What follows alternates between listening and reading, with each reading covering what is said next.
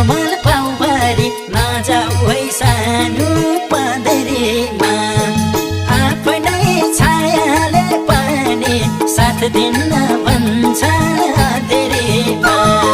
ख्याल गरी गरी काँडा बिजुलाती कोमल पाउभरि नजाऊ है सानो पँधेरीमा।